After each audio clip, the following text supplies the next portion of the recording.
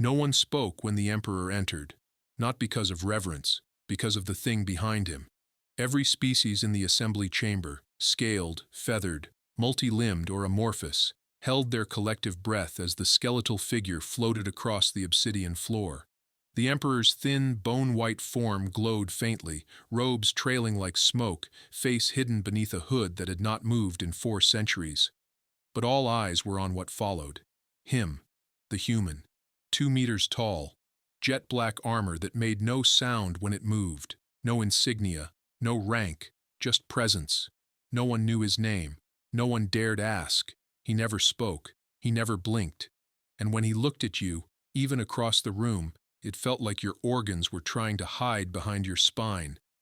"You know it breathes like it's daring the air to flinch," whispered Tarek of the Vunari, tentacles coiling nervously. "Humans aren't supposed to be this quiet," hissed Kalsha, a skeletal bird being with royal plumage. "They talk, they brag, they laugh. This one just watches." "Exactly," muttered another delegate. "It's unnatural." They were right. This wasn't a soldier. This wasn't a diplomat. This was a warning, and everyone in the galaxy had heard it, through whispers, intercepted recordings, and the terrified testimony of anyone who'd seen the Emperor's guard move. Not fight, just move. A single flick of the wrist had shattered the reinforced helmet of a Krell assassin. One step had made a hardened war beast from Yovar backpedal and rupture 3 of its own legs. He didn't draw a weapon. He didn't need to. He was the weapon. "Assembly recognized," the chamber AI announced. "All voices logged. Emperor Tavalis presiding." The skeletal figure floated to his throne, a seat made of blackstone and captured light, and settled without motion. The human remained behind him, 1 step to the left, like a shadow that could kill. The Emperor's voice, impossibly deep for a creature with no lungs, echoed through the room. "Let the claimants speak." And so the pageantry began. One after another, species stepped forward to plead, bargain, and posture. Systems were debated, borders contested, treaties dangled like worms before snapping jaws, but none dared raise their voice too high, none dared walk too close to the dais, because the human never moved. But everyone watched him, until the 6th speaker made a mistake. Growl talk. That was the slang for it. A hard-set tradition among the Dothari clans, giant furred predators who treated conversation like combat. Posture, snarl, established dominance, and their grandfang, Jor, had forgotten where he was. "This is insult," Jor roared, slamming one clawed fist onto the speaking pedestal. "We do not yield territory to shadows and whispers. We—" The chamber darkened. No power loss, no technical fault, just pressure. The human had taken a step, 1 step forward, and it was enough. Jor froze mid-breath, pupils dilating. The growl caught in his throat. All that primal confidence, the teeth, the muscles, the ceremonial spines, meant nothing now, because the Emperor's guard was closer, still silent, still staring, the kind of stare that said, "Say one more word, and see how many of your bones I leave intact for the autopsy." The silence dragged on. Jor took a shaky breath and stepped back. "We yield territory," he muttered. And just like that, the air returned. The humans stepped back into place. Order resumed. The Emperor, for the first time since arrival, turned his head ever so slightly. It was the closest thing to a smile he had. In a private suite later, Kalsha paced in agitation. His wings fluttered as he barked into a subdermal comms implant. "We can't allow this to continue. Do you understand? He dominates the chamber without saying a word." On the other end, static. Then a voice, cold and even. "You're afraid of a single human?" "Not a human," Kalsha snapped. "The human. We've studied their kind for decades. They break under pressure. They run when outnumbered. They need food, sleep, light, humor. This one needs none of it. You've seen the vids. He doesn't even flinch during atmospheric shifts." A pause. Then, "You're saying he's not human?" "No," Kalsha whispered. "I'm saying he's the most human. Just pure, refined. Everything about their kind that made them dangerous, without the noise." Another pause. Then the voice asked, "Do you have a plan?" Kalshaw's feathers rippled. "I have a knife," he said, "and I'll be 3 meters from him at the next session." The Emperor's throne room was quiet the next day. Only 3 petitioners remained. The last, Kalshaw, stepped forward, claws twitching beneath his robe. He bowed, wings spread in ceremonial flourish.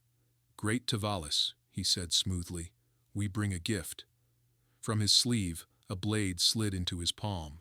Micro-serrated, coated in compressed neurotoxin. He didn't raise it. He didn't need to. All it would take was a flick, just one twitch, and he blinked. The human was already beside him, not behind the Emperor, not across the dais, beside him. What? His throat seized. He couldn't breathe, not from a strike. No, the blade hadn't even dropped, but from presence. The human stood less than an arm's length away, gaze locked, silent, heavy. His body language wasn't threatening. It was disappointed. Kalshaw couldn't move, couldn't blink. He felt seen, unraveled. The Emperor finally spoke. "You thought I wouldn't notice a threat so close?" he said softly. "I've ruled longer than your species has had lungs." The blade clattered to the floor. Kalshaw collapsed to his knees. "Remove him," the Emperor said. The human reached down, gripped the bird-like diplomat by the robe, and carried him out like a sack of laundry. No one dared look away. No one dared speak. And when the human returned, not a single representative made eye contact. The throne room, for the first time in a decade, stayed quiet all day. Outside, on the spire bridge above the planetary atmosphere, the Emperor hovered in silence while the humans stood nearby. They didn't speak often. They didn't need to. But this time, the Emperor's voice broke the silence. "Why do they fear you?" The human turned slightly. "Because I remind them." "Of what?" The wind howled beyond the energy field. "That humans didn't survive the galaxy," he said quietly. "We tamed it, then got bored." The Emperor chuckled. It sounded like dry bones falling into a deep well. "I chose you," he said, "because they listen to power. And yours is simple. I just stand here." "Exactly." They both looked out over the void, and deep inside every diplomat's comm line, news spread quickly. The Emperor was still immortal. But the human? The human was inevitable. The phrase started as a whisper, among station guards, then interstellar traders, then entire navies. Don't provoke the Emperor's shadow. It meant one thing: don't provoke the human, because death didn't follow him. It hesitated, just in case he had other plans. Across the nebula system of Dox Theta, on a mining colony orbiting a volatile blue star, 2 bounty hunters sat drinking spiced steam wine and trying not to say the word human too loud. "He was Terran, right?" hissed the smaller one, a rodent-faced Guln with a laser eye implant. "Full Earthborn stock?" "No birth records," the other muttered, a leathery giant with armored mandibles and a perpetual cough. "No citizenship logs, no genetic trail, just a designation code stamped into old Sol archives, Asset 13H. That sounds made up. 1,300 years old file, clearance level red, never opened. All it says is, unfit for deployment due to temperament." The Guln choked on his drink. "He's too dangerous for humans?" "Apparently." They fell silent. Then the Guln asked, "Why's the Emperor keep him?" The larger one tapped a claw on the table. "Because when you rule forever and you make enough enemies, you stop looking for soldiers. You look for monsters." Back on the throne world of Varaxis, the assembly building had never been so quiet. No foot traffic near the dais, no casual murmuring in the hallways, and every eye now pretended not to notice the armored human walking exactly 3 paces behind the Emperor, like a rumor that had grown teeth. Delegates complained. Quietly. "We can't conduct diplomacy under fear," said the Inari Chancellor. "He brings a weapon to a peace summit," muttered the Kuthari matriarch. "He is the weapon," someone corrected, "and he's not here to make peace." Still, the assembly met. Because they had to. The Emperor had called it, and when he called, they showed up. The chamber was dim as usual, carved from obsidian mined from the first planet he ever conquered. The Emperor himself floated to the center platform as a half-circle of galactic leaders watched with rehearsed calm. The human remained in the shadows behind him, always in the corner of the eye, never ignored, never explained. This time, it was the Vathian Syndicate presenting a proposal, or rather, issuing a veiled threat. "We have secured the resource rights to 6 rim worlds," said their envoy, a tall insectoid in a gold-banded cloak. "We offer a trade agreement. If declined, well, history shows what happens when trade is refused." The Emperor said nothing. The human breathed, and the room went cold. The Vathian paused, cleared his throat, glanced toward the figure. Nothing. No response. Not even a twitch. But that stillness, that silence, was more hostile than any shouted refusal. It said, "Are you sure you want to finish that sentence?" The envoy stammered. "I mean, of course, negotiations are open." The Emperor finally spoke. "Good." The envoy nodded quickly. "Very good." He walked backward from the dais, eyes never leaving the human. Later that cycle, deep in the sealed archive chambers beneath the citadel, 2 beings stood in front of an ancient display screen. The Emperor, robes faintly glowing in the dark, and the human, silent as ever. The screen showed footage from centuries past, Earth, in ruins. Not a smoking crater, not an apocalypse, just emptiness. Cities overgrown, satellites adrift, humanity, gone, or so they thought. "You were the last one I found," the Emperor murmured, voice echoing faintly. "Deep beneath the Arctic vault, preserved, alone." The human said nothing. "I had crushed your species. I remember thinking, what wasteful creatures, so loud, so fragile, so flawed." He glanced over. "You remember what you said to me when I opened your pod?"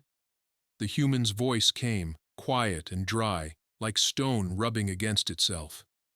"I said, 'Is this about the parking ticket?'" The Emperor chuckled. "And then you punched me. You were holding a blade. I was holding a stylus. You looked threatening." The Emperor turned back to the screen. "I kept you because something in you refused to die, even when the rest of your kind did. I wanted to study you, use you." He paused. "But then I watched." The screen changed. Footage of the human, disarming mercenary raids, ripping through boarding parties with bare hands, sitting in absolute stillness for 48 hours beside the Emperor's chamber, never blinking. "I realized you weren't a guard." He turned. "You were the deterrent." The human tilted his head slightly. "You're not wrong. I rarely am." "Then you know this won't last forever." The Emperor nodded slowly. "Which is why I have one final command." A beat. Then, "Train a second." The human looked over. For the first time in centuries, his brow furrowed slightly. "There is no second." "You must make one," the Emperor said, "because I will not rule forever. And when I'm gone, they will come for the seat. Not for power, but to erase the memory of fear." The human said nothing, but his hand curled slightly into a fist. The message was clear. They can try. Elsewhere, plans were forming. The failed assassination had rattled the balance. Khal Shah had been exiled, but his allies still lingered. Rumors swirled of splinter factions, cloning labs, hidden weapons developed solely to counter the human. And in the underbelly of the Glari spires, a voice whispered, "The Emperor is flesh beneath the bones. But the human is the leash. Remove it, and the beast dies." A plan was born. 1 week later, the Emperor stood before a private summit of allies. 6 worlds, 9 species, 26 ships in orbit, all loyal, all terrified. "Peace," he said, "is not absence of war. It is presence of fear, applied correctly." They didn't like that, but they agreed with it. One ambassador leaned in. "Forgive me, Lord Emperor, but what happens if your guardian falls?" The room tensed. Even asking the question felt dangerous. The Emperor smiled faintly. "He won't fall. But if he does..." Behind him the human finally moved, turned, and for the first time, removed his helmet. He was scarred, worn, eyes like broken glass reflecting every sin the galaxy had ever seen. He looked at the ambassador and smiled. "If I fall," he said, voice low and clear, "it's because I decided to fall." And then, softly, "What happens after that is your problem." The assassin arrived in a coffin, not figuratively, literally. The diplomatic shuttle from the core syndicate carried what looked like a polished obsidian sarcophagus, sealed and pulsing with faint light. No one questioned it. Core customs were famously cryptic, and besides, nobody wanted to be the one who accidentally offended a species that drank mercury and solved disputes with synchronized screaming. But inside that coffin wasn't a gift. It was a weapon, a flesh-woven bioassassin, coded at the genetic level to bypass biometric defenses, mimic harmless bacteria, and unfold itself into a humanoid combat form when exposed to human respiration. It had no name. It had no mind. It was grown for one purpose: to kill the Emperor's shadow. Meanwhile, the human himself was standing in the Imperial Arboretum, staring at a tree. Yes, a tree. 7 meters tall, twisted bark, leaves like fractured glass. It was the only thing on Varaxis not under surveillance, because no one else visited it. It was the last Terran oak, grown not loud, not careful either. He didn't turn. That tree doesn't like liars. The footsteps stopped. A voice, clipped and synthetic. "You shouldn't be alone." "I'm never alone." Alex finally turned to face the Imperial Logistics Officer, a nervous, beady-eyed, frog-like alien in a bureaucratic robe. The officer shifted. "The Corps envoy brought a ceremonial item. It's being placed in the throne chamber." Alex blinked once. "What kind of ceremonial item?" "A coffin." Alex sighed. "Of course." "Tell the Emperor I'll be 10 minutes early," he said, sliding his helmet back on. The tree rustled behind him, like it understood. The throne chamber was empty when he arrived, except for the coffin. It stood upright at the base of the dais, humming faintly. He circled it once. No guards posted, no ceremonial guard lines, no attendants fidgeting with cloaks and titles. Just a box. A trap. He tilted his head. "You think I won't open you?" The coffin clicked and unfolded, like a blooming flower of blades and muscle. In a flash, a humanoid form snapped free from the pod. 8 feet tall, segmented armor of sinew and tech, claws like vibroglass. Its eyes were pure white. Alex didn't reach for a weapon. He didn't move. He just waited. The assassin launched. The floor cracked under its lunge, its claws aimed straight for the center of his chest. He sidestepped. Barely. A breath's width. The creature pivoted, its limbs flexing midair like a mantis on fast forward, spinning toward his throat. Alex caught its wrist. Not with speed, not with power, with timing. He shifted his stance, twisted, and drove the thing into the floor with a sound like thunder wrapped in metal screams. It snarled, hissed, flexed a second set of arms from its ribcage. Alex exhaled once, then crushed the new limbs before they fully extended. Crack. Snap. Population. The assassin screamed. He didn't. He stepped over its spasming form and leaned down, eyes locking with whatever passed for its face. "I've died once," he whispered, then punched it so hard the body inverted mid-air. It didn't get back up. When the Emperor arrived, the remains were still twitching. He floated to the edge of the carnage, looked down, and gave a slow nod. "They're getting desperate." Alex stood beside the broken sarcophagus. "Desperate is good." "Why?" "Desperate people make mistakes." The Emperor chuckled. "You speak like someone who's seen the end of things." "I have." The Emperor turned toward him. "Then what comes next?" Alex hesitated. "Then, they'll stop coming for you." "Because of you?" "No." He looked up. "Because I'm going to make them remember what humanity was really capable of." Later that day, a message was sent. Not from the throne. From the human.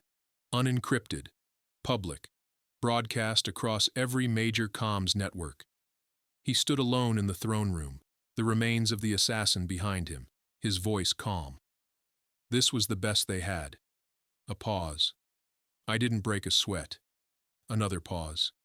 You've mistaken patience for weakness. Mistake I used to make too. He stepped forward. So let me clarify something. A beat. You think I'm just his guard. He shook his head slowly. I'm his reminder. Static crackled across systems. Then his final words echoed. Come again. Bring more. I want to see if you scream louder in person. The panic was instant. Galactic chatnets lit up. Did you see the broadcast? Was that a challenge? He broke the core bioweapon. Barehanded speculation spiraled. Was he augmented? Was he a clone? Was he even human? Old footage resurfaced. The incident on the Relk shipyards. The one-punch disassembly of a Dothari war breacher. The time he stood in the middle of a reactor explosion and came out with burnt shoelaces. Fear blossomed, and fear grew roots. But fear breeds stupidity. And in the shadowy halls of a rogue tech priest cult, a decision was made. If we cannot kill the human, said the priest, eyes glowing with synthetic rage, then we erase what made him. Earth? No. The priest stepped into the light, revealing a data drive. This. A digital log. Humanity's survival code. Memories, patterns, history, the soul of a species encoded in scattered vaults. If the human was the last of his kind, then this was his last anchor, and if they destroyed it, they could finally unmake the shadow. The human had fought wars. He'd stood on the decks of burning ships, shattered bone with his fists, and watched worlds fall into silence. But this hit differently. The data vault wasn't just a backup, it was everything. Images of Earth, sunsets and oceans encoded in ancient quantum weaves, the smell of coffee, the rusted creak of a playground swing, laughter in a language no alien tongue could replicate, faces of people long dead, encoded in fragments. They were memories, and now someone wanted them gone. I don't care how many they send, he told the Emperor. I'll kill them all. But the Emperor shook his head. This time, you can't stand alone. The vault was hidden in the heart of an asteroid called Tarsus 9, deep in a dead system no sane traveler visited. The asteroid was wrapped in thermal scramblers, motion-canceling fields, and cloaked relay mines. But that hadn't stopped them from finding it. The cult ship, Divine Silence, was already in orbit. A sleek, jagged thing shaped like a crescent blade, radiating static and malice. Inside it, the tech priest known as Immortus adjusted the transfer crystal hovering over his palm. It's not enough to kill the body, he muttered. We must kill the idea. His followers, half machine, half deranged, chanted in broken binary as they powered up a splicer weapon designed to fracture quantum memory strands. The countdown began. They had 3 hours before the vault was erased from the universe. Alex, once called many things, now simply the human, boarded the dropship with 2 knives, 0 backup, and a fire in his chest he hadn't felt in centuries. Solo op? Asked the Corfac flight tech. Alex nodded. Thought you'd bring an army. I am the army. The Corfac stepped back. The dropship launched. Tarsus 9 rotated slowly, its jagged surface pocked with impact scars and long-dead sensor towers. Alex hit the ground running. No stealth, no hesitation. He moved like a memory-made flesh, impossibly fast, fluid, efficient. The first wave hit him near the surface ridge. Cult drones, multi-limbed hissing static through skull-mounted speakers. He didn't draw a gun. He didn't need to. His fist drove through the first one's chest, elbowed the second in the neck so hard it short-circuited mid-scream. He grabbed the third mid-air and threw it into a rock wall so hard it left a dent. They were fast. He was faster. They were lethal. He was worse. By the time the dust settled, 6 bodies lay twitching at his feet. One of them blinked. He knelt beside it. Who gave the order? The cult drone grinned, blood seeping through chrome lips. Your species is a virus. Alex smiled back. And I'm the last infected. Then crushed its throat. Inside the vault, warning lights flared. The AI awakened. External breach detected, it said calmly. From a nearby wall, a projection blinked into existence. Earth, viewed from orbit. The last full-color shot ever taken. The AI had seen it 2,039,121 times, and it would have watched it again had the override not begun. External command line injected. Override code, delete humanity seed. The countdown resumed. Alex sprinted through the subsurface tunnels. Every step was memory. He remembered running through underground bunkers during the fall, remembered smoke and screams, the smell of fried circuitry, the strange stillness of collapse. He reached the outer hatch of the vault. It was glowing red. "Override active," the panel said. He punched it. The panel shattered. The door remained closed. He sighed, then backed up, and ran straight through it. Steel bent. Alarms screamed. And inside, the core of Earth's memory blinked back at him. But so did Immortus. The priest waited by the central splicer unit, energy coils spinning around his head like a halo made of barbed wire. "You're too late," he hissed. "The deletion cannot be stopped." Alex didn't flinch. "Then I'll stop you."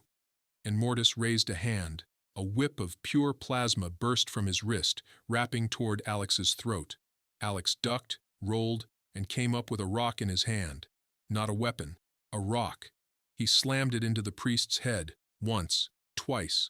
The priest screamed, circuits sparked, then Alex reached forward and ripped the plasma halo clean off. The splicer machine groaned. Sparks flew. Code stuttered. "Stop it," Immortus gasped, crawling away. "You're trying to erase a people," Alex growled. "But people aren't code."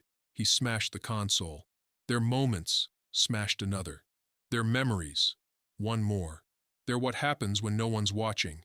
And then he crushed the control core with his foot. The machine went dark. The countdown died. And somewhere, deep in the vault, a hologram of a dog chasing a ball under a Terran sky flickered into life. Alex stood over the twitching priest. "You tried to delete my history," he said, "but you forgot something." He knelt. "We're not remembered because of what we stored." He stood. "We're remembered because we made you afraid." And then, gently, he twisted the priest's neck. Back on Veraxis, the Emperor watched the feed in silence. The screen showed Alex walking out of the vault, dragging Immortus's corpse behind him like a sack of broken dreams. He looked tired. He looked alive. The Emperor turned to his aides. "Prepare the assembly," he said. "For what?" asked one. "For the day they realize the scariest thing about humans." He smiled. "Is that we're not extinct." The assembly chamber was full. Not in the usual way, diplomats squawking, delegates jostling for attention. No, this time there was silence. A kind that pressed against the skull. A silence with edges. Every species in the galactic hierarchy was present, even the ones that hadn't attended in centuries. Some came cloaked in shadows, others with full ceremonial retinues. Because when the Emperor summoned a gathering of this scale, it meant something had broken. And everyone knew what it was. Not a treaty, not a planet, a rule. The rule that said humans were gone. Except, they weren't. And now, one stood before them. Again. He didn't wear the armor this time. Alex Brooks walked into the assembly chamber in a dark gray shirt, black trousers and boots so worn they whispered across the marble floor. His hair was streaked with gray now. His eyes the same, steel blue and tired. But no one mistook it for weakness. He stopped at the center podium. No guards, no weapons, just him. And the silence grew even deeper. "Most of you don't know me," he said, voice clear. "Some of you do." He looked up. "And a few of you have tried to kill me." No one moved. He tapped the console and projected an image into the air. A child running across a beach. A human child, laughing. Her name was Lena. She loved sand, hated shoes, thought clouds were alive. He tapped again. Another image. A group of humans gathered around a table, laughing over a broken birthday cake. No great leaders, no warriors, just people. People you never met. People you erased. He paused. "And you thought that meant we were gone." A third image flickered. Earth, from space, half in shadow. But here's the thing about humans, we're not in our planets, or our politics, or our tech. He looked around the room, slowly. We're in our stories. A shift moved through the chamber, almost involuntary, a ripple of discomfort. Alex stepped down from the podium. I've been called many things: monster, guard, ghost. He walked toward the front row, where the surviving leaders of the factions that tried to destroy the vault sat with clenched jaws. But the one you should remember is witness. He turned to the room. I watched my species fall. I watched the stars forget our names. I watched every lie you told to rewrite us into silence. He stepped closer to the center. And I watched you flinch when a man with no army made your warlords beg. The Emperor finally spoke. This human was never just a guard, he said. He was never my weapon. He floated forward, robes trailing behind him like smoke. He was a seed, the last spark of fire. He gestured to Alex. And now, that fire spreads. Behind Alex, the doors opened, and from the hallway, more humans stepped forward. Not many, a dozen, maybe 20, but alive, scars, implants. One walked with a limp. One had cybernetic eyes. One looked so old it seemed the wind might carry her away. But they walked, and the chamber broke. Not literally, not physically, but in fear. Because for centuries humanity was a myth, a warning, a memory that shamed everyone too scared to speak it aloud. And now it was real. The Vathian Syndicate envoy collapsed into his chair. The Plaxer delegate twitched his antenna in what could only be described as religious terror. They survived, someone whispered. No, said another. They waited. The humans took their place beside Alex. He didn't smile. He didn't need to. He just looked at the assembly and said, "You wanted us gone." So we got quiet. He nodded toward the Emperor. And we made friends. Then he looked to the room again. And now you get to decide. Be afraid of us. Or stand beside us. Either way. He shrugged. We're back. 2 cycles later, the new treaties were signed. Humans were granted protected status. The vault on Tarsus 9 was declared sacred territory, maintained by a Corfac Human Alliance patrol. The phrase Emperor's Shadow was officially removed from diplomatic transcripts because the shadow had stepped into the light. Alex refused promotion. He declined title, land, and immortality tech. He only asked for one thing: give us back Earth. At first, the assembly balked. The homeworld was barren, broken, consumed by climate collapse and ancient wars. But Alex smiled when they hesitated, because it meant they still feared him. So Earth was returned, not as a prize, but as a reminder. Years later, in a small house on a green hill above a rebuilt Terran coastline, a child sat in front of Alex. She looked up, brown eyes wide. You were the only human left? For a while, he nodded. Weren't you scared? He thought about it. Yeah, I was. Then why didn't you run? Alex smiled softly, staring out the window as waves rolled in under the stars. Because running means they get to write the ending. He turned to her. And kid, we write our own endings. She smiled, then ran back outside to join the others, dozens of children, laughing, shouting, playing beneath a sky that used to be silent, now full of voices, full of stories, and finally, full of humans again.